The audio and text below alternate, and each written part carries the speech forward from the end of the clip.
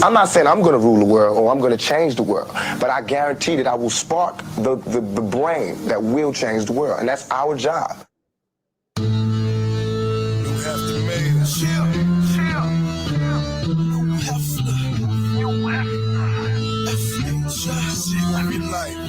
What up, DMV? We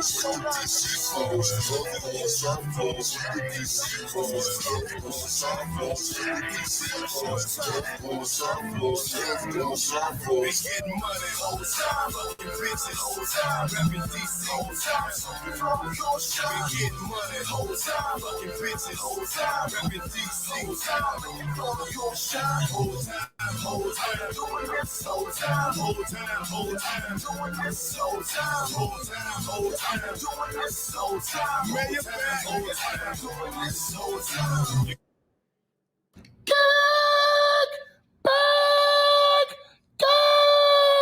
Like a Tribe Called Quest. You say the whole thing. Welcome back to a Pod Named Kickback. It's like a Tribe Called Quest. You say the whole thing. Also known as the Black CNN and the Revolution will be televised. I'm No Breaks New, the Righteous Ratchet. If you throw it, I'll catch it. If you got it, I'll match it. Each and every week, except the last couple of weeks. We right back at it. I am the Black Savage, the Magneto of my people. And today we got to talk about gender wars. No, not participating.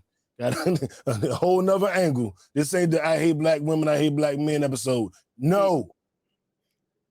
And to make sure it was done right, I had to bring on the corporate black girl, Brittani Sade, to make sure she keep me in line so I don't go too far. And somebody that I already know is going toe the line as well. So what up, Britt?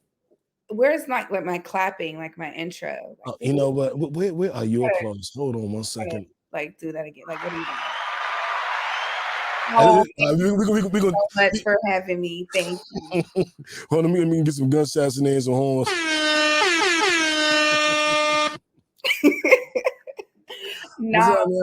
What's up? Ain't too much. You know I'm gonna keep you in line, but I'm gonna also keep it real. So exactly. Matter of fact, while I'm getting everybody that's watching us live situated, can you tell the good people who let's say they never saw us before, never saw this podcast, never saw you, you tell them who you are, what you know, I can say what you bring to the table, they're gonna get them like, why you ask the black woman what she bring to the table? I'm not doing that. But just give me an idea of who you are and what's going on, and give me about 30 seconds to get everybody situated. I had to talk about myself for 30 seconds. Let's see. Hey, y'all. I'm Brittani Sade, the corporate black girl. Who I am is not what I do. So since you asked me like who I am a lover. I love to see people win. I'm friendly, but not your friend. So like I'll smile and talk or whatever to like anybody and everybody, but I don't really let people in like that. Sometimes people don't really know how to take me, but you know what I'm saying? I just help people with financial education. I'm an advocate of financial literacy. I'm also an advocate of self-love and professional and personal growth. And yeah. Did you get it? Yeah, okay. And it's actually not easy for me to talk about myself. Like I'll answer a question all day, but when people are like, "So, tell me about yourself," I'll be like, I got to get better with that. You would think I would be good at it as much as I do this, but right. Oh, I got a question for you. I bet you have no damn idea. Okay, so you came on the podcast maybe the first time right before 2020, I think. So maybe 2019, if I'm correct. And you came back on probably yearly, and you've been a part of the pod for the last year. Do you remember how we met? Any clue? Is this like a trick question? Like, do you know? Oh, I know. I do know. But it's so obscure. It's so obscure. I'm like, it's no way she know. I don't know. All right, was boom. It like a Facebook group or something? It was a Facebook group. Facebook group. Yeah, I just did one or two. I've only been in 2 Facebook groups. Damn. Well, then, yeah, I guess it was one of those two. Yeah, because I don't really, I'm not really, I'm not a big Facebooker. Yeah, and that's interesting to know because of when I met you, how I met you, to see you not really well, you on Instagram, but you're definitely not I'm on Facebook. actually more active on Twitter. Yeah. I would agree. Twitter, I love Twitter. Twitter is like my favorite social media app. Oh, we got what up, cuz? My little cuz watching. She say she's so pretty. Oh, thank Oh. you. I can't see the comments, y'all, so New is gonna have to read them to me. Yeah, no worries, no worries. I've been tasked with reading things to people a lot. Apparently, I have a nice voice. We'll say that for another day. But I've been asked to read every damn thing. But guys, this is going to be, I think, a monumentous episode. I think it's about time. I'll tell you exactly why when we do our high low, and I think it's time for the high low. So let me bring up my high low drop. Now, high low. Who wants to go first? All right, Britt, you want to go first, or you want me to go first? What up, Ty? I'll go first. So my high was actually today. So I'll make a very long story short. So I am a trust advisor, and with our trusts, we sometimes are named as executor for estates. So I had a client who passed away. We had to probate the will, and that's a very long process in Fulton County. And you have to set up appointments, stuff like that. And so we were like, well, we weren't, they were like, you know what, let's like task Brittany with going down to the probate court, and let's just see if like she can leave with like the papers today, like the basically the court processing and accepting and having us letters of testimony, we're now executor, right? And so I went down there, and long story short, it got processed. Unfortunately, like the judge, like the individual who was there, obviously only certain people can sign off on the letter. So I won't get them till the end of the week, but at least I got in there. I didn't give up, and we got the will like probated and processed, which is like a really big deal because it's like, mm, you know, my smile and my talking got that done for our clients because it was a really long process, honestly. Like it took us forever to get to the will, and everybody knows like when you have an estate and you really have assets and things of that nature, it's a process. So we were trying to get things done as soon as possible. So I was happy to be able to come back with good news. That's like my high was today. My low, I mean, the only thing I can say would have been last week, and the fact that, like, I got in a car accident. Somebody rear-ended me while I was stopped on Piedmont. So having to go through going to the chiropractor and physical therapy and dealing with that is very annoying and kind of overwhelming because I have to talk to so many people and repeat myself so many times. But honestly, I really haven't had a lot of lows in a while because I really just try to find like the positive in everything and just be able to say like it could always be worse. Like when I take myself out of it, especially if I don't have control of it, it could always be worse. So I just look at it like we just got to keep this shit moving. Facts, no breaks. You know what I'm saying? That's exactly what that is. And piggybacking off of your high, I have a little bit of experience in that. I've transitioned from doing auto and home insurance to life insurance. And so I'm dealing with a lot of people who are, final stages, or they have a loved one in the final stages. Yeah. And when you're talking to these people, they all have had someone who was in their final stages and either had coverage or didn't have coverage. They had an issue getting the money. I lost my aunt who raised me this year, and like the money is, thank you, but the money still hasn't come. You know what I'm saying? So it's like, what's going on? And now I'm an agent, so I'm like, like what are they doing over there that's making it so difficult? Because our system is pretty streamlined. Mm-hmm. You just kind of go like, I can feel what you're saying, and I know That's how it one feels.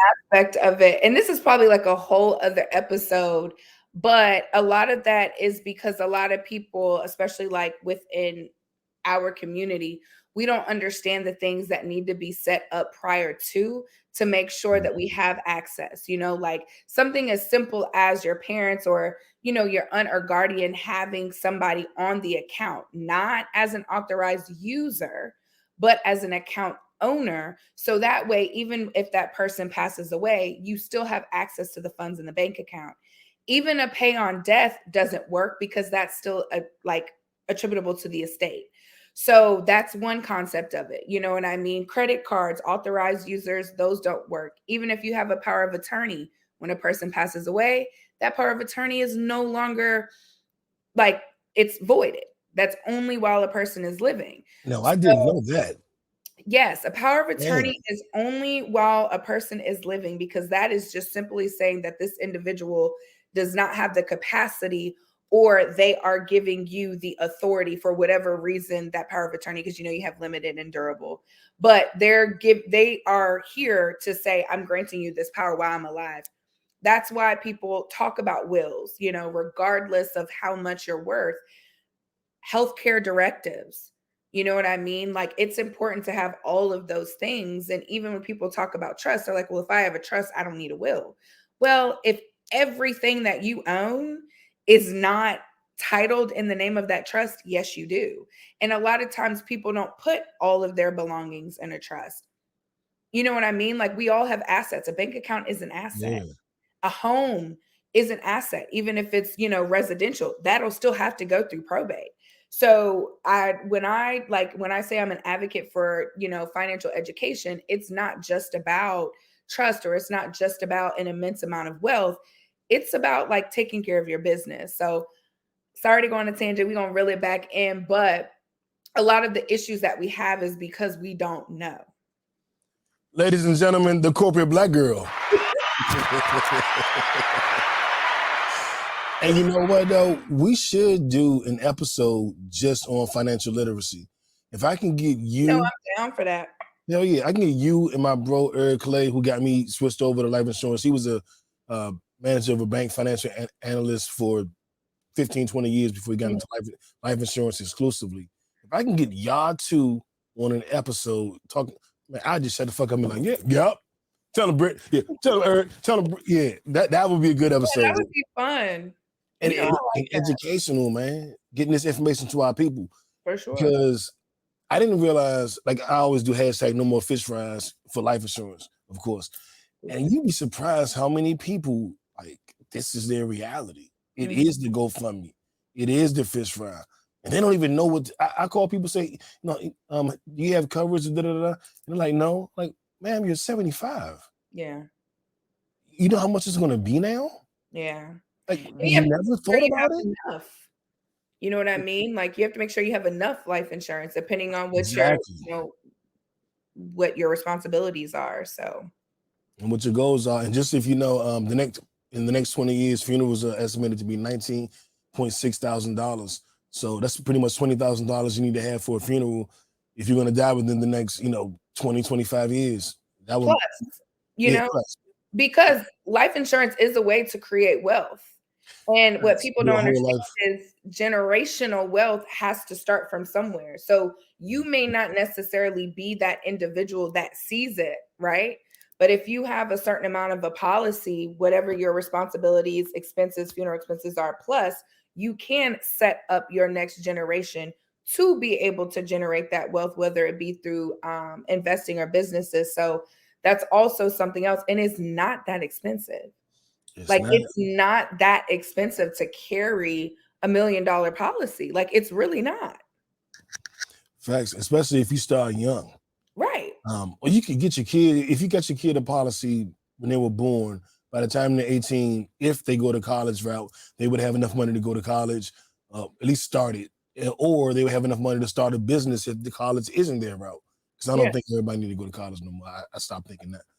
But well, yeah. I mean, and that's why you start talking about those, because now that 529 plans can, if I'm not mistaken, they can roll into IRAs now. I have to read more into that, but I shouldn't have said that without knowing for sure. But there's a lot that you can do with 529 plans now if your child doesn't go to school, or you can at least change a beneficiary. So I might not have said that correctly, but I know for a fact you can change the beneficiary. All right, so we're gonna do some research, and I promise I'm gonna get Brittany and Eric on the episode, and we're gonna figure it all out, and we'll give that information to you for free because that's what we do. So, having said that, let me give you my high low. I feel like I didn't do an episode this week. Did I do one last week? I think it's been like 2-3 weeks. Really quickly, I'll go through my low. I don't want to spend a lot of time on it, but I do want to let you know what my low was. So this has been a crazy year for me. Like I mentioned earlier, that I lost my aunt that raised me, essentially my mother, from age 11. She was my godmother, my mother's sister. My mother passed when I was 11. She took over, and I just lost her this year in March. That's why I was gone. Took the first break, and I was gone for 2 months in D.C. And then when I came back to Georgia, I wasn't in Atlanta. I was in Warner Robins in Macon. And I just got back to Atlanta this month. Matter of fact, round of applause for making it back to Atlanta, goddammit. Because it has been a crazy year for me, man. There's like, Aunt Joyce. Aunt Joyce is, come say goodbye. I just dropped everything. Fuck it, I'm gone. Didn't care about job, apartment, nothing. Like, I'm gone. And it's been a journey to get back to this place. I also reconnected with a lot of my family down in Macon. So my whole father's side of the family is there. I didn't have much of a relationship with them until a few years ago, but it was like we saw each other like 2 times. Yeah. That's not a relationship. So everything kind of happens for a reason. You know, like there was something that came out of that. Absolutely. And that's been 4 months down there. Yeah. I got to know, all my cousins, my uncles and my aunts, my nieces and my nephews, my grandmother, and then we call Mima, and she passed the night before I moved back to Atlanta. Oh my goodness. So you got to spend time with her. Huh? Where she passed. You got to spend like real time. Yes. And she's the reason I came back, because I wasn't really associated with that side of the family. And my cousin called me with her on the phone and was like, "You coming down here to visit?" Like, no. Hold on real quick, somebody want to talk to you. And gave the phone to my 90-year-old grandmother. And I'm like, Aww. Hey, are you gonna come see me? Yes, ma'am. Are you coming? Will you come this week? Yes, ma'am. All right, I'll see you. I love it. Right, and then I just showed up because how am I gonna tell her no? She's 90 years old. What am I saying? She was 95 when she passed. It was the August 30th or 31st. It was the day before. I moved back September 1st, so it was the day before, whatever that was, 30th or 31st. And as I'm leaving her funeral, I get a text that one of my little cousins had been killed. Oh my goodness. I was like, all right, dog, what we doing? What we doing? I am literally in my black, like, what we doing right now? And that was my low. As I'm sure you all can imagine, that kind of threw me off balance a little bit. And I didn't do an episode last week, and I just didn't want to really, I guess, be bothered. I needed some solitude, some kind of get my mind right. And but my high, because there is a high, I'm back in Atlanta, back in my my own space, and life insurance is taking off. I'm having the best month I've ever had. All these women that I only want a rich man. I'm here, baby. I'm here. That's right. I love that. You know what I'm saying? That's right. Business is good, and that would be my high. Is that I've hit my groove. I've kind of gotten over the emotional hurdles that I had to go through, and I'm feeling good. Good. Life is good. Despite all the BS, life is straight. And then I think Jesus said it best. All right. So, all right, Britt, let's get into our conversation for the week, man. Because let me find my drops, because we got some stuff to talk about this week. And I hope you guys listen. I hope you listen with an open mind and an open heart. And just follow the episode. Just follow us as we go through this journey. My left stroke just went viral. All right, our viral story of the week. Tyler Perry did an interview where he was speaking. Well, he did a segment where he spoke to Black women. And his message to Black women was... Well, he was speaking with Crystal Renee. Oh, Crystal Renee. Okay, well, break it down. He was speaking with Crystal Renee. She has a podcast, I believe that she's calling it. I think it's Keep It Positive, Sweetie, or something along those lines. It's a really good episode. It's very, very, actually, I want to get it correct, but I believe it's called Keep It Positive, Sweetie with Crystal Renee. And, Crystal Renee actually worked with Tyler Perry. She was on Sisters, also on Fatima. And now she has this podcast that's like very, very positive for men and women, where she talks about certain things and having like that open mind and really getting like deep with it. So I want to give her credit. That is where Tyler Perry made his statements and what he was talking about. Sorry to cut you off. Oh, no, please do. I told you she gonna keep me straight this episode. I told y'all that already. So in that episode, which I haven't seen the whole thing yet, so I got to keep it 100. But what I saw that went viral was the part of the conversation where he was saying that women should want a man that can meet them at their worth, WORTH, not worse, WORSE. And so many people misinterpreted that. Meet you at your worth. So if he can treat you how you want to be treated, love you how you want to be loved, show up for you in the ways that are healthy, physically, mentally, emotionally, spiritually, maybe he doesn't financially. And in that regard, we shouldn't put so much emphasis on what a man makes. So if he can pay the light bill and the gas bill, but he shows up in every other way, that is still a quality man. That is still a good man. If he loves you for you, y'all have a good time, but you have to pay the mortgage, that doesn't make him any lesser of a man. And if more women would look for the true values of what a relationship should be comprised of, instead of money, it would be a lot less angry women, or, because, and I'm not here to get on the ladies. I see the flaws in the men too. I'm gonna talk about that. I'm not on either side. I hate the gender war. I wish I consider not dating. I'm not gonna date until this shit over with, till this war is over. Until they stop this war, I'm just gonna chill over here, or I'll have my fun. I don't know that I can take anybody serious in the midst of a damn war. And that's what it is. But he said that, and it immediately brought out it triggered a lot of people, and it brought out, I think, knee-jerk responses. Why do we have to settle? Why do we have to settle? Why do we have to settle? And he need to shut the fuck up and all that. That's what the sisters were saying. And I agree with Tyler to a point. If the man shows up for you in all of those ways, that is a good man. But I'm not mad at you if that's just not the good man for you. You know what I'm saying? He don't have to be the man for you. But I think looking at him as he's not a good man is just kind of, I think that's lame. But if he's not the good man that you want, that's fine. But at the same time, you have to be realistic in what you're looking for. And before I go into that, Brittany, I want to get your thoughts on what he said before I even go into that. Okay, so the clip itself, I didn't watch the full episode, so just the clip. So I don't know if he went into more detail, if there was more context to it. But based off of what he said, I agree with him. The only thing that I will say is that, like, yes, a lot of women, especially Black women now, we are becoming the breadwinners, right?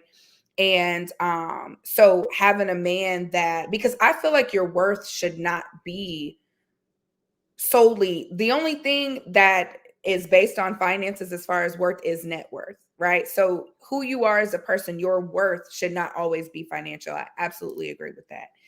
The only thing that I would say as far as men and some Black men are concerned, because I'll never say all, right? There are very good Black men out here. And to your point, just because you are a good man does not necessarily make you the man for me. So I do appreciate you saying that. But I also just want to highlight that if you speak to a lot of women who make significantly more than a man, even if she doesn't have an issue with it, it becomes an issue for that man. Not in all cases, but in a lot of cases. And so that's one thing that we kind of have to say, like Tyler said, if he is secure enough, if he is secure enough, because sometimes men will become your haters when they see if you're steadily, thriving or whatever. And it may not even be on purpose, because people do it, unintentionally with their own friends and in different relationships where You're striving, you're making the money, you're able to take care of everything. He may have to ask you for something that may not be good for the ego. And so that is something a lot of times that if men can't see their own worth outside of finance, like, let's be very clear. A lot of the reason why women put a lot of worth on finances is because a lot of men, that's the only thing they show up with. So Talk to him. you know what I mean? So yes, if you have something to offer me beyond what you make, absolutely, we can talk. So I want to be very clear about that. And I feel like with a lot of women, they may not articulate it in that way, but that is an issue that we see as far as dating men when it comes to financials.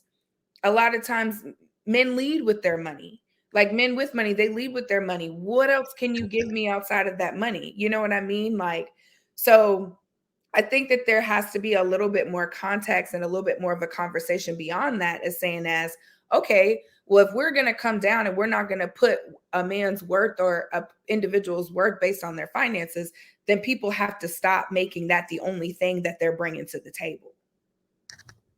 I agree 100%. We used to like, and I don't know, I think maybe because I was a starving artist, I'm a creative, I was rapping and doing all these creative things and before I got into the corporate world. And so I wasn't always the richest, you know what I'm saying? So I never led with money. I would like to think I always had enough money, you know what I'm saying? But I never led with it. I led with personality, with charm, with humor. I do a podcast. Obviously, I love to talk. And so I've kind of led with that. And we used to laugh at dudes that led with money. We was like, oh, you ain't got no game. You know what I'm saying? Like, you ain't got no, that's what you leading with? You ain't got no game. Like, all right, corny. But I know that works. I mean, it definitely works. I've never chosen to do that. But I mean, I guess your game is your game. You know what I'm saying? If I wasn't beautiful and funny and charming, I might have to lead with money. I don't know. But everybody different. But I will say, I remember to kind of validate what you're saying, because I heard you and it resonated with me for a very specific reason. I was dating a young lady and she made, it wasn't, let me see. I think she made like 40 or 50,000 a year more than me. She was in a different bracket. You know what I'm saying? I was about to say it's given different tax bracket, but yeah, it definitely was. And she was talking to me about, she puts in a lot of extra hours at work. And so she's getting all this extra money. Like, I'm gonna make this amount, this year. I'm really on pace. I'm gonna make this. And I was like, that's what's up. Like, get that shit with the fuck. And then she's kind of caught herself and was like, oh wow, I'm not used to that. Yeah. Well, first she was nervous, like, oh shit. That accidentally came out. I didn't really want to say that to him. And she was like, that doesn't, like, you cool with that? And I was like, hell yeah, make that money. I need me a boo with making that kind of money. Shit, make that money. And then we was laughing and joking. And then she just looked at me. And the look she gave me, I ain't gonna lie to you, I told her that shit. I was like, you look like, and if any older people are watching, sorry. But I'm like, you want to suck my dick right now. Like, what's that look? Like, why are you looking at me like that? And she was like, I do. Like, let me tell you about, and she told me about previous situations. I was like, oh, niggas be acting like that? Yeah. Like, I do want to be the breadwinner. I ain't gonna lie to you. Like, I do. Like, I mean, as a man, you're taught to take care, of your family, and that take care, because that's what we were used to seeing, right? Grandpa, dad, great grandpa, they went out, they made the money regardless of how much it was, and grandma took care of whatever was inside the house. So a lot of being that protector and taking care of your family is associated with finances, period. The irony is, like I told you, I reconnected with my family. My father wasn't in my house. When I moved in with my aunt, she was balling. Like, I used to tell people I was the Fresh Prince of Bel-Air. I went from the hood to my aunt's house. And she had a man, I guess, at times, but she was balling. Like, my aunt had bread. Like, well, now I understand that to be middle class. But from where I came from, it felt like she was rich to me. She wasn't Fresh Prince of Bel-Air for real. She was middle class black woman in DC. But that was rich compared to everything I knew. And I'm used to women being, bosses and owning their homes and making all this money. And my aunt drove cross country. She took off work the whole summer and drove cross country with her best friend to go to every little city and state to experience the world. I'm used to, that was my example of what a woman is. So a woman making some good money, it don't diminish me. You know what I'm saying? Like Yeah. because money isn't all I bring to the table. I Right. bring a lot more. So her having a certain amount of money, just good for you. Shit. You know what I'm saying? Like, what's the issue? But I do know what you're saying is true. I've heard it. Women have told me to my face that men don't always like men. That ain't everybody. Right. Like, you say that.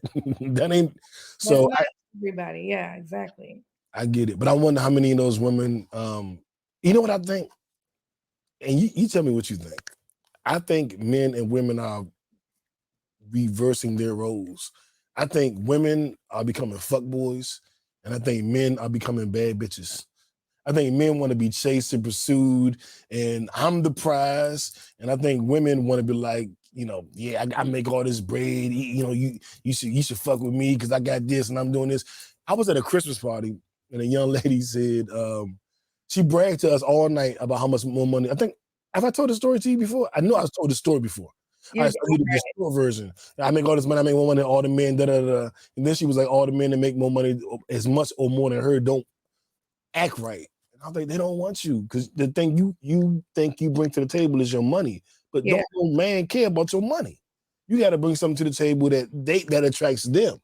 Right. I think a lot of people fail to do that. I know dudes that I'm like, dog, you should dress a little nicer, and so you keep your hair cut and keep this and that. That's what women like. And it's like, she should like me for me. And I'm like, oh, dog, that's not how the world works. She's not going to get to know who you are if she's not attracted to you. Exactly. That ain't how the world works. Nobody going to like you just for you. You don't have to change, but you can become better. You know what I'm saying? Like, yeah, damn. You know what I'm saying? Better. Yeah, I like that. I always say that. You don't have to change, but you should want to be better. You should not be the same person that you were years ago. But I will agree to it an extent. I guess I would say it more as like more men are wanting to be appreciated now or get cookies for bare minimum. And women are more so in survivor mode. So I definitely feel like the roles have switched, but I feel like it brings out a difference. Like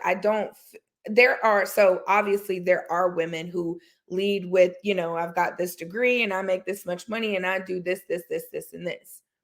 Mm-hmm. Great, girl. Like, kudos to you, but that doesn't necessarily make you the best suitor alone, right? And so I agree with that, but I also feel like there are a different demographic of women who are just in survival mode. Like, men are doing the bare minimum, if that, you're getting to a point where like, is this really what I have to settle for? They dropping D off, but not really, this whole thing with, oh, well, we're not making as much. Black women are making more. Like, you've got to understand, Black women have to be more understanding now that Black men probably aren't going to make as much as them. So men are kind of sort of taking advantage of that, because at the end of the day, it's like, okay, you may have aspirations to be a rapper, but like, there's easy on the rappers. Easy on the rappers. Not too much on the rappers. No. I'm not going in, but there is nothing against working until you pop off. Like, you want to have this persona so bad that you're against working, but you have no income. I am taking care of the household, supporting you in your dream, and you're still cheating. You're still being disrespectful. You're still blah, blah, blah, blah, blah. So a lot of women are in a place of like, yeah, we are tired. We're tired of being disrespected. So yeah, we are about to puff our chest up and be like, yo, bro, you've been disrespecting me. So now I'm about to disrespect you. Not saying it's right, but that's what's starting to happen. And so now it's like, well, the Black women aren't in their, feminine energy. We're losing, the essence of femininity. And it's like, if you're with somebody that you feel safe with, that you feel protected with, finances aside, you will be in your feminine energy regardless if you're pulling your card out your wallet or not. So that's what I think it more so is. I think that both sides have to take accountability for their part in it in order for it to get better. God damn it, where my round of applause at? I ain't playing with these people. We're not playing with you. Like, you just got to be real with yourself. You know, there are certain women that got to tighten up and there are men that's got to tighten up. But I had said it before. Men, when it comes to men, especially in Atlanta, me and my girl was just talking about this. They have more of the pickings. There are more successfully good women to the ratio of men, and especially who date women. So, you know, we've got to also understand that as well. And so if you have a man that has 12 women and he's got 7 women that are good suitors, he can pick his one or two to say, okay, I'm going to deal with these 2 because the other 5 or 6, they not going. So I'm going to deal with the women, you know what I'm saying, who are bending or who aren't holding me up to a certain standard, and I'm going to just be there. So there's no reason for him to do any better. And then with the women, we're so like, damn, what are we going to be alone? Are we going to have to settle for being alone that now we're bending and we're not, it doesn't necessarily bring happiness. Eventually you're going to get tired. And that's where that puff your chest up, that leading with your money comes in, because you end up kind of resenting a little bit after a certain period of time when you're settling. So I feel like men and women both have to be better in order for relationships to be better as a whole, if that makes sense. I 100% agree. I am not here to say that men doing everything right and the ladies are fucking up. Nope. I done seen more men fucking up than the ladies. I feel like I honestly feel like that, and you know I'm a girl's girl, you know I'm a ride for women, but I don't date women, so I can't talk about experiences dating women. But I have had conversations with respectable men that will talk about certain things, and it gets to a point where you have to say like, okay, you know, dang, like it's kind of happening on both sides. I can't relate personally because of who I am and because of the people that I, you know, my friends and stuff. That's not what I'm used to, but there are different things that both sides can work on. I wouldn't say we have the same issue, but we have issues nonetheless. I agree a billion percent. And I want to introduce, and this is why I think Kevin Samuels was hated so much. Now, I'm not the expert on him because he did a show teaching women how to get dates. That doesn't interest me. And no disrespect, but I'm not interested in that show. I don't give a fuck about you helping women to get dates. I don't give a fuck if they can't get dates. You know what I'm saying? Yeah. It just wasn't interesting. I just feel the only thing I will say about Kevin Samuels is I'm not going to necessarily say, and I did not watch him enough, but from what I've seen, I'm not going to necessarily say, and I'm sorry to cut you off, I'm not going to necessarily say what he was saying was wrong, but what I will say is that the type of women that he chose to give advice to weren't women like me. Like I sometimes I wondered, like, okay, would he have sat down and had a conversation with me to help me determine why I'm single? Like, if you listen to the, you know, I mean, and no disrespect to those women, I'm trying to be like easy with my words, because no disrespect, but like, according to what he said, I'm a high value woman. So what's my issue? Right. And Brittany, I never heard him talk to high value women and explain to them what they could work on. It was always, you know what I mean? What's the girl from Love and Hip Hop? Tommy went on.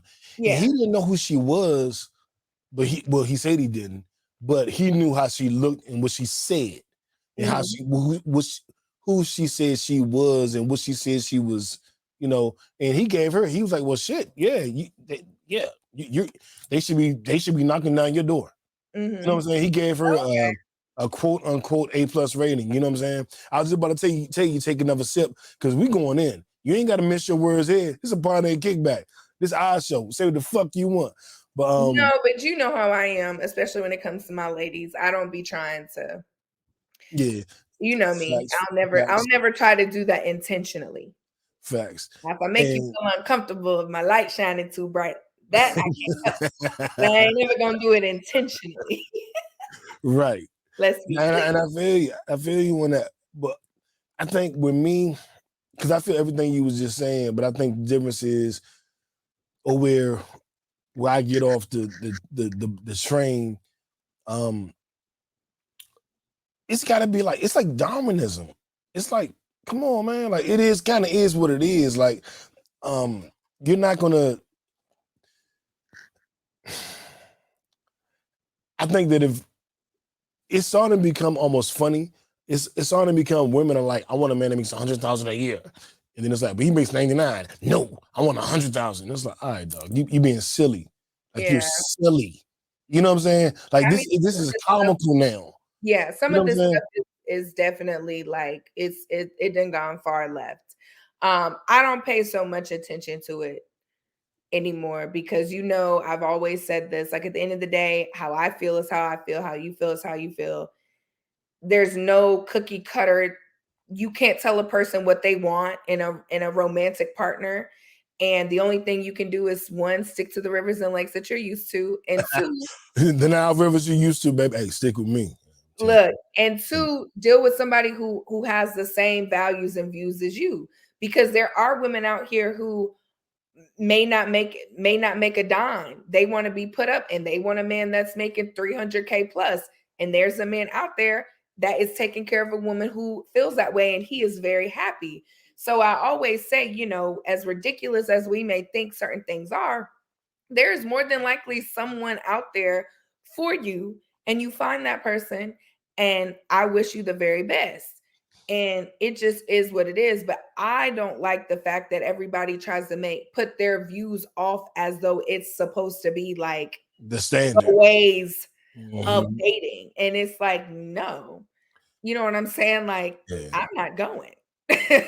So I agree. And shout out Jay. Jay's the #1 kickback in North America. You always tuned in. He said, what's up to you, Brittany? And shout out my man Lamar. Said first time catching the show live and he is digging the commentary. My man.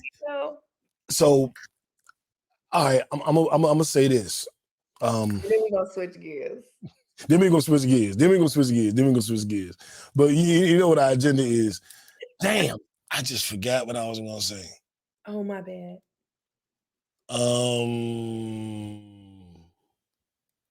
It was something. It was dealing with this. Damn. All right. You trying to help me get it? Like, you got it. Just, damn. It was really dealing with this. What did you just say last about the? So the last thing I said was, I'm not going. Like, you can't put what you feel or your opinion about dating on everybody. But you're allowed to feel how you feel. Okay, I'm gonna try to feel my way through it. Everybody is allowed to feel how they feel, but I do think that, damn, I don't want to go into a tangent. I want to figure out what the fuck I was gonna say, but I can't think of it right now. He said I was thinking about Ashanti. Probably. I tell you what, we're gonna move on, and if it comes back to me, and it was good. But if it comes back to me, we'll get back to it. All good. So let's move on. We're going to our what the fuck story of the week, and everything kind of sticks with this theme. But we will get into some sports and some other shit. But everything kind of sticks to this theme because this is something we got to talk about, y'all. It's the mayor. Stay high. What the fuck? You know that's me singing, right? I know. But I know by now. There was one episode where I was like, that's you? But yeah, I know now. So our what the fuck story of the week. everybody says, goals, couple goals, and I'm not 100% sure I consider this couple goals. You and your wife are together. She, allegedly attacks a woman and gets sentenced to jail for 10 years. That ain't couple goals, but I really respected the fact that in this scenario, it was portrayed as the man holding the woman down while she was in jail. We've heard a billion stories of women holding men down while they were locked up. But it is few and far between that be like, oh, that black man held that black woman down while she was in jail. And we got like... That's why it was couple goals, to your point. Okay. See what I mean? Yes. Like, it was something that we had never seen before. So everybody was invested in it, honestly. You're right. I'm just sick of the kickbackers. Yeah, she cute as a motherfucker too. Yeah. Not too much on Brittany. Don't be don't be a hater. Thank y'all so much. I appreciate that. If they think I'm cute, let them think I'm cute. I can't see the comments, but thank y'all. So make sure you let them know I'm not one of them. Thank y'all. I really can't see what anybody. No. Brittany, real young. She real. Like, she ain't on no Sadiddy shit. She could be. Cause I ain't gonna. Don't let me stop. I will brag on Brittany. Don't let me tell you about Brittany. Brittany be whatever the fuck she wanna be, but she cool as a motherfucker. You know what I'm saying? So straight like that, and I stamp that. But she's definitely not a Remy Ma. After this man that held you down while you was in jail for a decade, you get out of jail and you go fuck with the help. You got a whole battle rap scene and you start fucking the help, the hired help. What movie was that? When she was like, I don't fuck that. Oh, it was Scarface. And Tony was trying to get it. Frank's wife was played by Michelle Pfeiffer. And she was like, Tony, I don't fuck the help. Well, apparently Remy does. Actually, allegedly. I don't even want to put that on Remy jacket because we technically don't know. So I'm joking and I'm playing, but I don't want to put that on Remy jacket in real life because I know what it feels like to be accused of cheating and you ain't even do nothing. And you like, right. I done lost whole relationships and I ain't even cheat. I'm like, I ain't do nothing. Like, you just made this up in your mind. And if any women are wondering about anytime somebody shows the sign of insecurity, I run. Because I lost a whole relationship off some shit I didn't even do from insecurity. But, that's neither here nor there. But back to Remy and Papoose. I'll say this. I want to comment about what you just said so bad, but we No. Scratch everything. Comment. So you said the sign of insecurity, you run. But there's a difference between somebody being insecure in themselves and somebody being insecure in their situation with you. So first, you have to assess whether or not you really did do something to cause an insecurity within your situation before you run and accuse somebody of just simply being insecure. But we're gonna move on. No, you're right. But I would think you would pay me the compliment of being using discernment in those situations that I would know what I'm saying. Pay me that compliment. And start with the lip gloss, because now you got, don't be a hater, new, she is cute. You got the ladies championing you now. Yes, I got the ladies. I love it. But you know Sean Ward? Yeah. He said she decent at best. Okay. That's my man. He a jokester. He playing. Hey, listen, everybody's entitled to their opinion. He just teasing. He just teasing. He a good dude. He just teasing. Wow. What else, Sean? Appreciate you tuning in. Bergen just said, what you drinking, Britt? Oh, it's just sparkling water. And then he said, show her some love. We ain't gonna keep showing her no love. You know what, y'all? I'm tired of this. Don't none of y'all fellas come on here saying I look good. Don't be coming on here saying she look good. Pause. But yeah, still, what are you saying? Anyway, so I'm gonna let you get your comments in about Remy. I love Remy. So I don't want to think anything bad about Remy, to be honest. Like, I love Remy. So I don't want to think nothing bad. And I want to think this awesome BS. But I ain't gonna lie, it ain't looking like BS. Okay. So again, no one knows what's going on. So I'm definitely I do not make comments about something I don't know the facts on. So we'll speak hypothetically. Right. Let's say that she is talking to this man now. Who said that she cheated on her husband with him? And Everybody is saying it. huh? Everybody's saying it. No, what I'm saying is that just because like people separate. Like Tiana and Iman. And it's none of anybody's business. So the fact that even if let's just say she really is dating this man, who is to say that she cheated on her husband with him is what I'm saying. And who's to say that Pap is completely innocent? Like, regardless of whatever really happened, we don't know what happened before we started seeing Remy Ma with this man. All right, hold up, bro. I gotta stop you right here. So when we found out that Jay-Z cheated on Beyonce, did you have that same energy? We don't know what Beyonce could have done. Did you have the same energy? Well, we didn't find out Jay-Z cheated on Beyonce until she came out with Lemonade. Right, but did you say, maybe Jay-Z could have done something too? Did you say that? No, did you listen to the song? Clearly, Beyonce was in this kitchen half naked. No, we all thought Jay-Z album came out first, but he admitted he cheated. Do that shit again, you're gonna lose your wife. Clearly, the album before Lemonade, at home being a faithful wife. There is a difference. The album before Lemonade that Jay-Z put out was 444, and he confessed his quote-unquote sins. Nobody ever said, what did Beyonce do? No, but what I'm saying is that talk to me.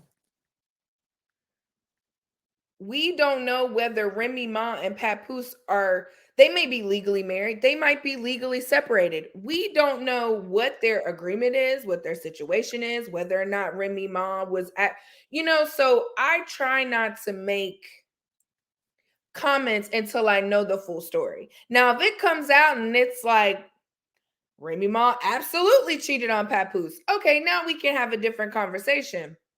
But I am not about to sit here and say my girl did anything wrong because we don't. Right. Do you give your boy the same grace?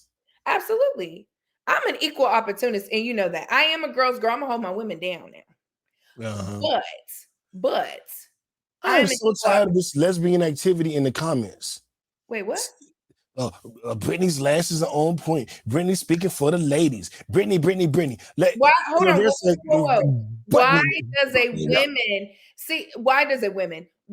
does a woman hyping up another woman have to be lesbian? See, y'all I'm just joking. I'm just joking. I know don't beat me up.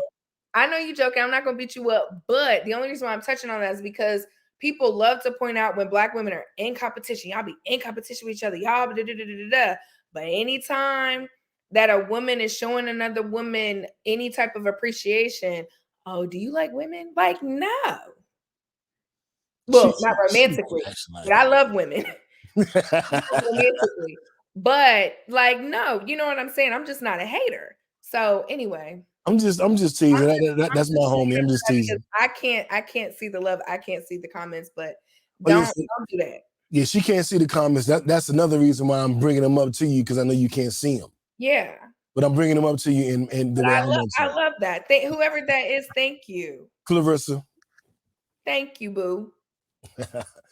So I do not think that she would have had the same energy if it was a man being accused of cheating. I think you would be like, this motherfucker, this month did it again. No, because you know me.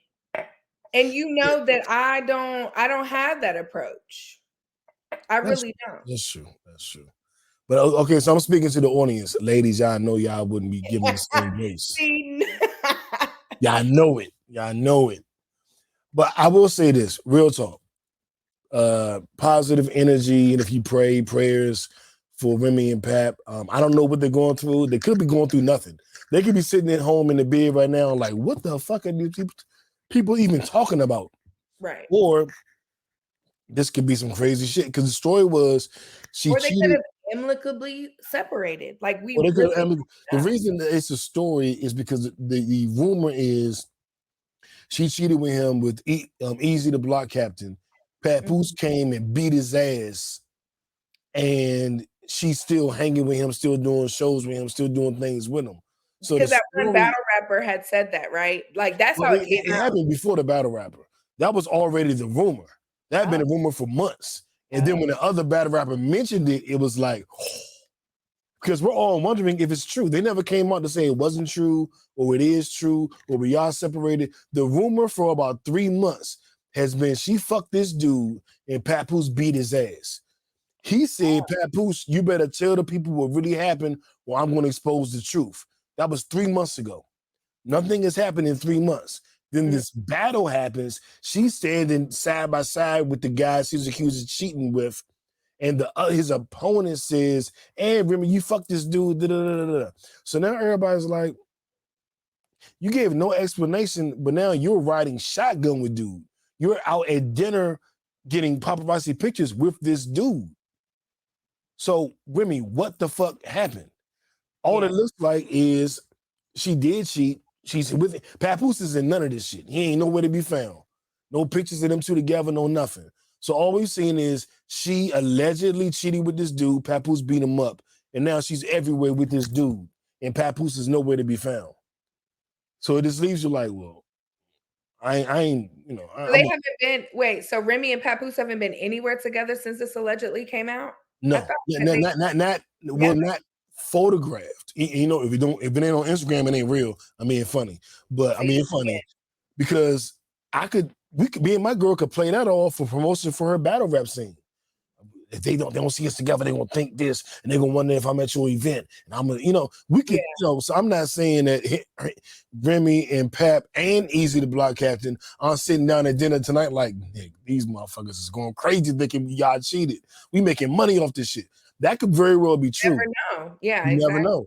But what we do know is if it isn't true, they aren't doing much to dispel the rumors. And they're actually fanning the fire a little bit. So what are you supposed to, I can't sit back and go, I'm only going to believe what I think they may think that they're not saying in their minds. Like, I can just go by what I see. You know what I'm saying? And that's what a bunch of people are doing right now, is they're just trying to go off of what they're seeing. And there is that thing, right? You say something, oh, why are you being so defensive and angry? It must be true. You don't say something, oh, you have nothing to say. It must be true.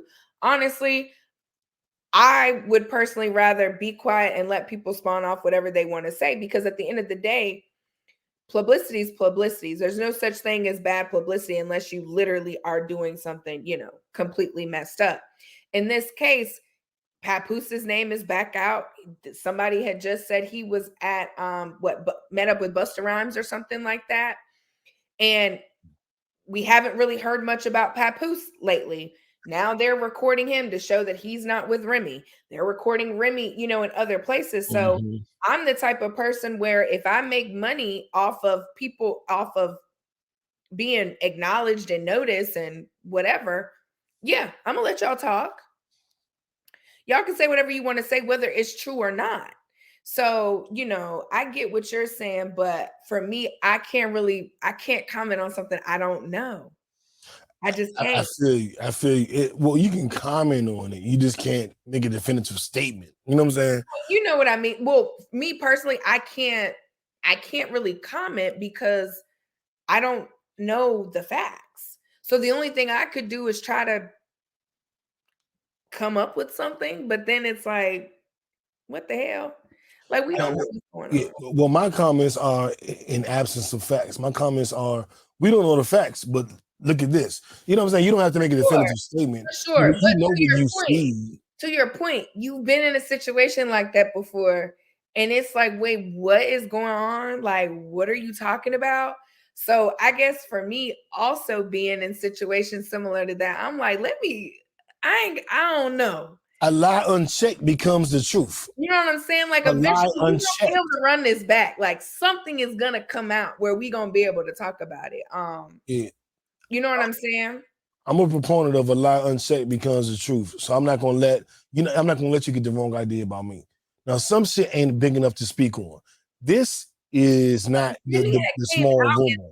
but Remy had already come out when it first came out and said that she never cheated on him. So after I come out and I tell y'all I haven't cheated and somebody says something during a battle rap, what do I look like defending that? Because a lot of times, whether it's true or not, a lot of times in them battle rap like they be going for the jug, they be saying stuff You right on purpose to get a rise. right. So it's like, what is it really could be a situation on what is there to actually comment on? Like, you know what I'm saying? Like, Boom. I ain't mad at that. I ain't mad at that perspective either. I never heard Remy's denial. somebody has said when it first came out, she had basically made a statement like, I'm not cheating on, like, apparently she had denied the rumors. Well, then that's all you need. In my opinion, that's all you need to say. If you said it, then you said it. Now, the fucked up part is the blogs and everybody else ain't picked that part up. They ain't promote that part. So well, no, that's how I had read it in a blog. Well, I didn't. It didn't make it to me. It didn't get to me. Remy, make sure all your shit get to me. I had to do like a little something, you know what I'm saying? Let me see if I can find something. But Remy, we number one in Angola. Make sure your shit get to me, or the people in Angola ain't gonna know. To me, Remy, me. But having said that, we're gonna move right along. Prayers and positive energy to Papoose and Remy. We don't want nothing bad for them. Like, I really did love them though. So dumb. You are really dumb. For real. Y'all gonna stop fucking with my man. Back up off my man. My man is my one of my favorite football players of all time. I am a Dallas Cowboy. We won 2 rings in a row, lost in year 3 to him. And in year 4, he came to us to help us get over the hump. And then we won another ring. One of my favorite players of all time. I invited Brittani on to the podcast. We were laughing and joking at the end of the podcast. She got a call, and I was like, "Oh, yeah, we laughing and joking." I'm like, "Who that?" And it happened to be his daughter. Then, a few months later, she brought his daughter on the podcast, and we did one of my personal favorite shows that we've ever done with all 4 of us together. Shout out to JB, when it was me back when me and JB was hosting. And we had Britt on and we had his daughter on. Back up off my man.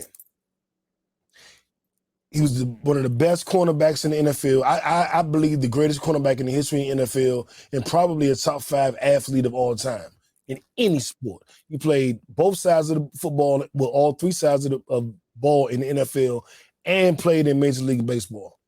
Super Bowl rings and pennants. Then he went to a HBCU and transformed that program. Brought more money in than they ever seen and brought them to a level of prominence they never experienced. Then he went to a team that was 1-11, a Power 5 team where the big money at. Well, the mid to major money is at. And that team was 1-11.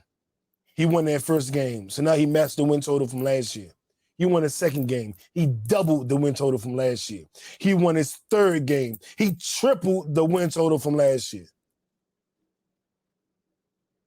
Then he had a tougher opponent in his first year, and he lost. And he is now the unforgivable 3-1 on the year. How dare you be 3-1 on the year when the year before you were 1-11? You got some fucking nerve, Deion Sanders, to be 3-1 when the year before they only won 1 game total. Man, y'all shut the fuck up. This is a stupid conversation. He is going to get that team to where he wants that team to be, where he needs it to be over time. But in his first year, to triple the win total, it's really nothing to talk about. It's really nothing to debate. And I mentioned his daughter. Shout out to DeAndre. That's Brittani, homie. And introduced her to me and to the podcast. And I feel like I'm part of the family. I'm like, don't you talk about DeAndre daddy. Don't you talk about her daddy. But I think y'all silly for clowning, trying to clown Prime. I think that's some goofy shit. I think it's disrespectful. And I think if you black and you rooting against him, you just a fucking loser, man. Like, I understand some of the rich white people that we got to keep our system straight. The white man needs to be the coach, and we need to get your goofiness and your doofiness. But if you black and you're like, I'm tired of hearing about Deion. He ain't done nothing for you. I'm tired of hearing. You a fucking doof. And I've been on Facebook. I try not to do it. I try to be better. But I've been on Facebook arguing with niggas like, you a clown ass nigga, bitch ass nigga. How the fuck you ain't no Deion? Try not to do that. But I do think that's some clown shit. And I think we should be clapping for him, applauding him for what he's accomplished, as opposed to pointing out the flaws. Nobody who knows anything about college football, and I'm not the college football expert. I love basketball and NFL. I grew up in D.C. We ain't had no college football team. What's the D.C. college football team you know about? Audience. Oh, I was about to say. Yeah, I know you don't know, because we don't have one. So the answer is no. There's no Washington, D.C. Bulldogs. There's no Washington, D.C. Jaguars. There's no Washington, D.C. Buffaloes. We don't have college football in D.C.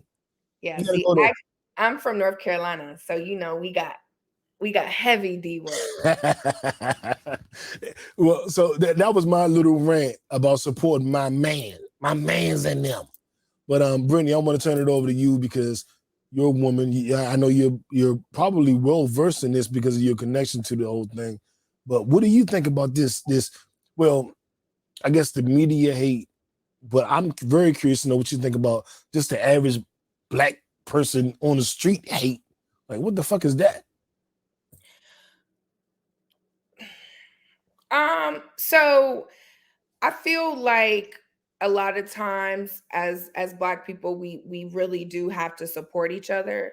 But I also feel like if, let's say, Mr. Sanders was not a Black man and a Black person had something to say, it wouldn't cause this much. So I'll say that people are allowed to have their own opinion. So Black people talking about a Black man, I don't really know about that. Now, in general, right, as far as the hate against him in general, I feel like it's unnecessary.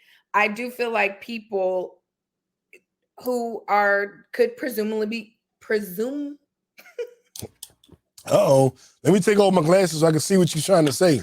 They presumably? Be haters. I caught myself fumbling that word. I said, oh, don't do it.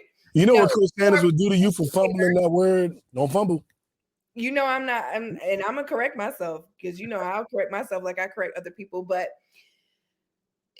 I feel like there's a lot more pressure on him. One, obviously, when he made the switch, right?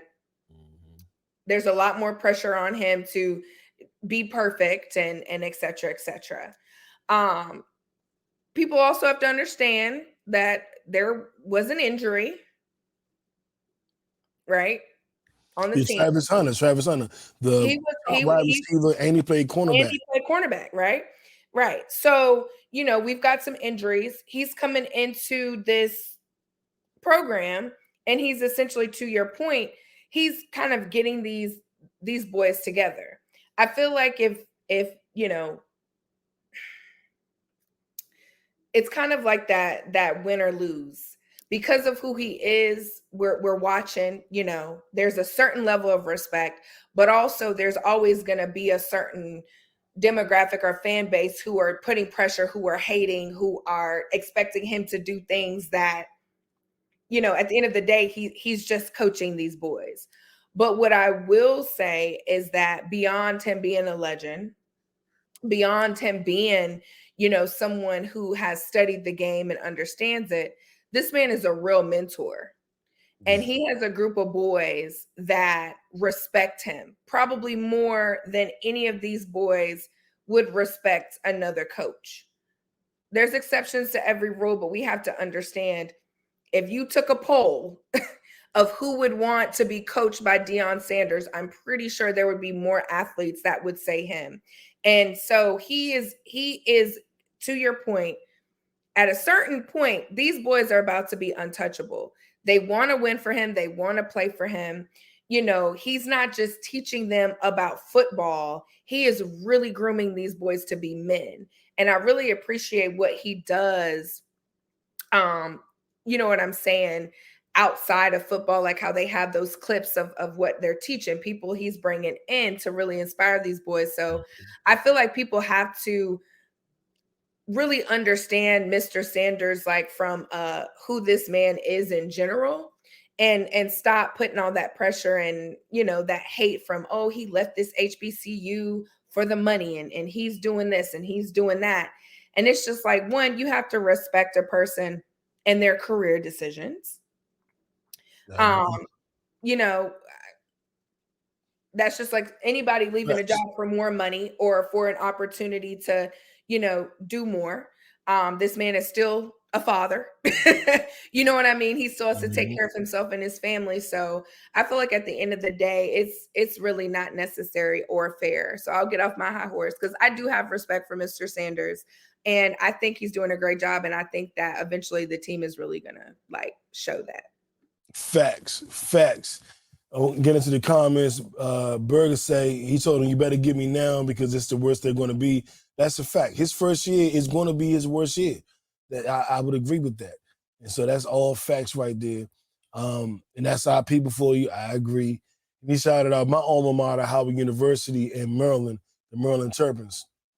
Now, the Maryland Terrapins and Howard have not been historically good football programs. So when I say you don't have anybody to root for, I mean you don't have anybody good to root for. Nobody that's in the national conversation. I remember when Howard had Walker, I forget his first name, he was the little brother of an NFL quarterback.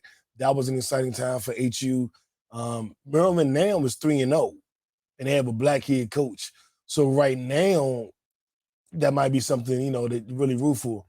But like back in the day, like we weren't rooting for the Maryland Terrapins. They were sorry.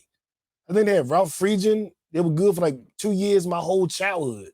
Like, you know what I'm saying? I'm 47 now. They was good when I was 14 and 15. And, you know, we weren't rooting for them, Burger. Cut it out. You're Cut it 47? out. Huh? You're 47, you say? Yes, ma'am. For real?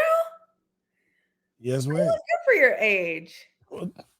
I didn't know that. You. You're welcome. I'm sorry.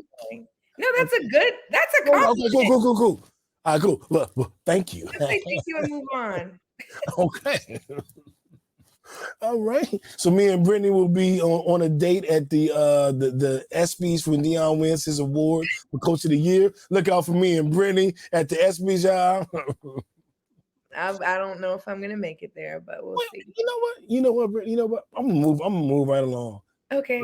I'm sweating because the AC ain't on, and I haven't gone to cut it on because I'm in the middle of the podcast. Burger always, that's my big brother. He always got something to say. Hush it up, Burger. Leave me alone. Try to get through this podcast.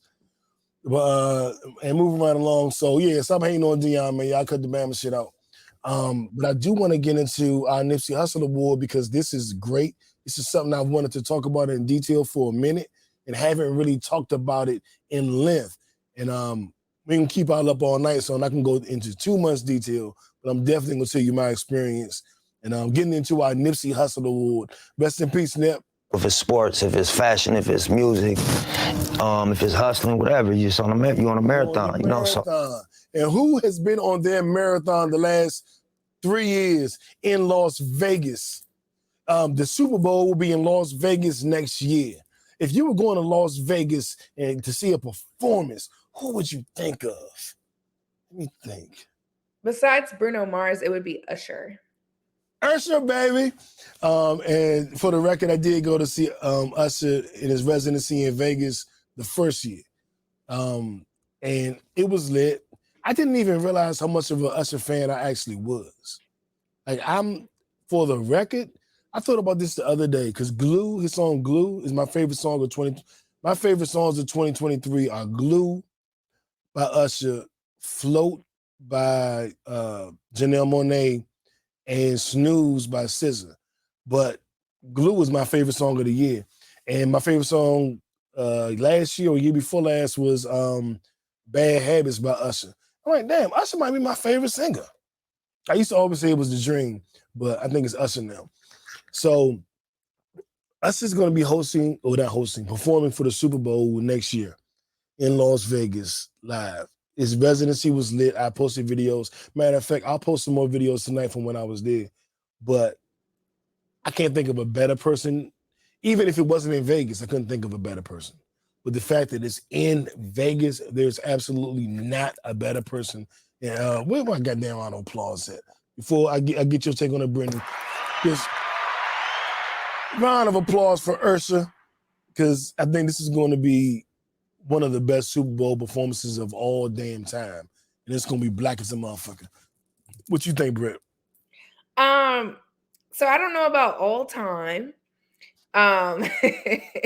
Because like all time, we got to really think back of all the performances. But I will say Usher puts on an amazing performance. And so I know for a fact it's going to be a really, really good performance for sure. I mean, it's Usher, like at the end of the day. So I'm excited for him. I'm excited for the Super Bowl. I think, you know, after Rihanna, I feel like she did an amazing job. Even with the little belly, like Rihanna's Rihanna. I love her. I might be biased, but I feel like Usher's going to come in on that energy and he's going to keep that going. Like it's definitely going to be a halftime to want to watch. It's going to be one of them like, okay, y'all, everybody be quiet. Like turn the music off, turn the TV up for show. And we about to really sit here and watch that. So I'm excited. Man, Usher going to put on them roller skates like he do in Vegas and do them skates. He not going to have his strippers. So that's gonna be a little bit different. Yeah, he's not gonna get on them roller skates and be skating around and singing. That show gonna be. I'm more excited about who he's gonna bring out. I don't think he's bringing nobody but Lil Jon and Ludacris for Okay. I don't think he's bringing nobody else. So you don't think he would bring out like JT in Miami? Remember they had that song when he was on them roller skates for real? No, I do not think he's bringing the City Girls to the Super Bowl. No. You don't think so? Nope. I like the song though. And it was their song. He was just on the hook. So no, he's not bringing the City Girls to the Super Bowl. Why wouldn't he? Don't say it like that. Because City Girls is down by like 100 points based on what Remy Ma cheating on Papoose. Y'all down. He not bringing y'all when y'all down. Anyway. City Girls are definitely up. No. Remy drops y'all down, so y'all definitely down. We're not going to do that because we don't even know what Remy's doing. Allegedly. All right, but I am excited for it. You excited for it? I'm very excited for it. All right, and let's see what we got next before we close out. We have, this or that. And then we're going to let y'all go to sleep because I know y'all getting old. And Brittany getting old too. I'm just saying. Respectfully. Okay, I'm getting old because I can't find my this or that. So apparently I'm the old one now. You just have to put your glasses on. Oh shit. Let me get my glasses. Damn, that's so bad.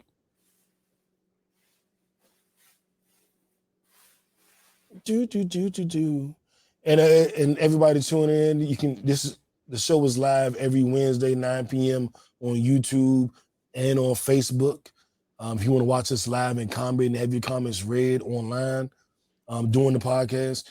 If you want to just listen to it the next day, you can always go to any place where you get your podcast, a Pod Named Kickback. And if you want to watch it, you can watch it on YouTube. You can see what I got on. You can see what Brittany got on. You can see whatever my guests got on. You can see what location we're in. We're not always in the same place. So any of that, make sure you follow, like, and subscribe. If you're on Apple Podcasts, give us a 5-star review and a comment. That shit helps with marketing dollars. Brittany, I got a $4 check from Facebook this month. I know that's right. $4. I am very upset. I've been making memes and reels and shit, and I've never gotten a fucking $4 check. I'm like, no, what happened this month? What happened this month? Yeah. Facebook at least good for a couple hundred. I got a $4 check. So you got a check. Well, yeah. But kickbackers, I expect y'all to be on my Facebook page and boosting up the numbers. I can't do no more $4 checks from damn Facebook. Get out of here. But you can get with this. I learned from YouTube blocking up my money for samples. So this or that. What do you think? Holding on when you should let go? Well, I can't say when you should let go because, of course, that's the answer. Holding on or letting go. What is your preference in these situations? Knowing when to let go. We got Jeezy and Jeannie Mai. We got Tiana and Iman. Oh, they've thrown Travis Kelce and Kayla into it now that he's allegedly dating Taylor Swift. It is just a whole bunch of knowing when to let go and knowing when to hold on, Brittany. I'm gonna pose it to you this way. Do you know when to let go? Do you know when to hold on? And how do you know? I think that now that I'm a little bit older and I realize like what's important and what's not to me, what my deal breakers are, I'm a little bit better. I would say What? with holding on. I'm probably a little bit quicker to let it go only because my peace of mind is just such a priority. That if you mess with that, like I've always felt like, actually, I've been saying this for a very long time, but there's nothing better than a peace of mind and a perfect pH balance. And so I always felt like, and I'm not necessarily saying you give me something, but I've always felt like if you're capable of throwing either one of them off, period, for whoever I'm talking to, you not for me. Yeah, So I rock with that. but now that I'm getting older and I'm realizing like what's really important, what fight is worth fighting, right? What's really worth standing on, what's really worth bringing up. I think I'm more so leaning towards learning when to like hold on rather than let it go, because I'm quick cut it off. Yeah, it ain't nothing that cuts a bitch off. Okay. It ain't nothing. And you know, I don't want to get morbid. The quickest way, I lost my mother when I was 11. So a girlfriend is like, dog, I lost my mother. Like, Yeah. the fuck, you know what I'm saying? Now, not to fake, because I've been hurt before. I've been devastated after a breakup. Let me not paint that fake ass picture. But what I'm saying is, overall, in my mind, I can rationalize and I can get through it, even though I'm hurt. I can get through it because I'm like, I lost the most important person to me twice. Rest in peace, Aunt Joyce. I did it twice. Like, what we doing here? But I think it's important to know when to let go. And I think I suffer kind of from what you suffer from. Like not letting go to or treating relationships frivolously. You know what I'm saying? It is nothing to detach myself because of what I've had to detach from before. Yeah. And I wonder sometimes, am I doing too much? I had a homegirl tell me the other day, yeah, you doing too much. You ain't showing no grace. You supposed to talk to them and you try to get to understand. I'm like, man, if they coming to me fucked up, then you gotta come to me healed. I'm coming healed. I went to therapy. I did the work. I'm healed. I don't know. I don't know about giving people grace because yes, you definitely have to come healed to a situation. You can't come into a situation looking for somebody else to do something that only you can do for yourself. And that goes for happiness too. The minute that somebody tells me, they're looking to me to make them happy or what have you, that's a red flag for me because the only thing I can do is compliment you. You look to anybody to give, to make you happy or to give you something that you can only give yourself. You're setting yourself up to be disappointed every time. So I would lean more towards what you're saying if based on what you just said. Like, yeah, there is a certain level of healed that you have to be in order to move on in a relationship. There's always going to be those triggers we have to get past, but you can't go into a situation with the trauma. I can deal with the trigger. We can talk about it. I can work on not triggering you, but that trauma, I can't heal you from that. Facts. And you said it better than I said. I'm about to steal your shit because you said it better than I did. But the real talk. But I'm just like, man, Yeah, no, I'm not. Nah. I mean, I've been there, done that, and I've really tried. And I'm like, this is an impossible task. Like, I'll never be able to live up to your expectation of making you happy. Like that is impossible. Yeah. That's codependent. I agree. And I've said the same thing. Some women have disagreed with me and they thought I was dismissive and almost like I didn't care. But I'm like, I just care. I have done it. I tried to do it. I know that I can't do it. I know that I won't be successful. Yeah. You know what I'm saying? If you haven't healed from your past traumas, and another thing, like maybe this is like you gotta have a 6-figure salary, but you gotta come to me healed. You gotta come to me having done some therapy, having done some work. And if you slip up or whatever you want to call it, then we can see that you're on the path of progression, but you had a moment. Because we're always healing from something, right? Facts. So you know what I mean? So I say that with understanding that, but trauma, you know, if you have a relationship trauma, I can't help you with that. We can work. I don't want to hear what the last nigga did. I'm not the last nigga. Yeah. You know what I'm saying? You've got it. Yeah, exactly. Everybody deserves a clean sheet. And I had to learn that myself. So I'm not just speaking from holier than thou. Like I've been there and tried to move on too soon and it didn't work out because I was tripping. Yeah, and I've had a bit of run of that and held on to it and then got fucked over trying to heal somebody myself. Like, I'm not a therapist. Right. And that's the thing I learned. I'm not a therapist. Yeah. So you haven't healed and handled this shit, I don't have the tools to help you. I can tell you what my therapist told me. You know what I'm saying? Maybe you'll do the work. But y'all are two different people. You know what I'm saying? You have exactly. You know, so yeah, I definitely, that's why I was like, I might have to lean with you on that one. But I am all for giving people grace. Like nobody's perfect, but it really depends on what it is. I agree. Kickbackers, I want to thank y'all for tuning in tonight. I know the show has been a little sporadic this year. I think if you listen to the beginning, you'll know why it was so sporadic this year. But we still had some of the biggest numbers. September, August. August was our biggest month ever. Most successful month, streamed in most countries, more higher top 10 positions, daily downloads, all of that was amazing. Then September came and I stopped doing episodes. That's dumb today. But life got in the way, you know what I'm saying? But shout out to my cousin Diana, just tuned in. But I want to say, I want to thank you for being patient. I've been doing this show for 11 years. First years, it was just DC people. Remember, I was like, I wish I could get some people in Atlanta to listen. I live in Atlanta now. Nobody in Atlanta. My demographic was like 85% DC, 2% Atlanta, 1% Russia. What the fuck kind of demographic is that?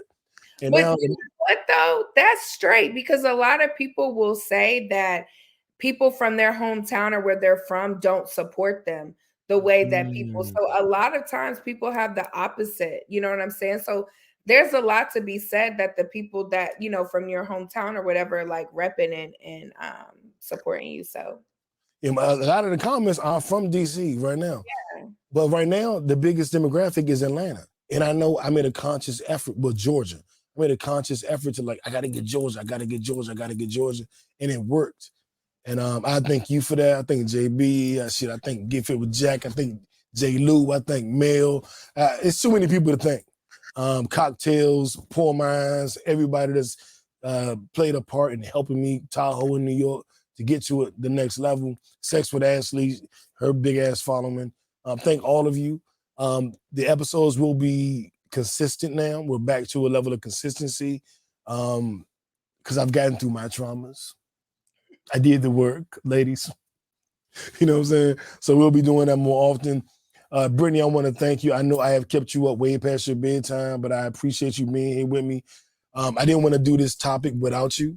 So I thank you so much because I knew you was going. I knew what you was coming with. You know what I'm saying? So I appreciate you.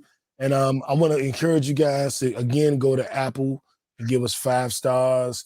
Go to YouTube, actually, it's No Breaks New channel and subscribe and just, you know, get those notifications, get those alerts and be a part of the conversation as we move forward. This was a quote unquote gender wars episode, but there was no war. This is all about peace and resolution and moving forward and getting beyond this bullshit.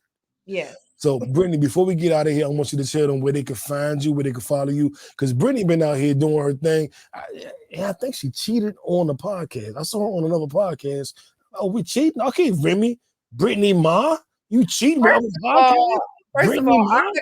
I'm Cardi B on this podcast features thing. You know what I'm saying? Like, no flicks, but people like to hear what your girl has to say. So I love like giving my perspective on different things, and it's also kind of cool to not always talk about finance. So I appreciate you, of course, and I am Brittani Sade, BrittaniSade on Instagram and Twitter, and BrittanySade.com. BrittanySade.com is my website where I have my blog, Corporate Black Girl. So. All right, so make sure y'all follow Brittany. She'll be here. We do this about once a month, so she'll be back. Don't worry, don't fret. She'll be back.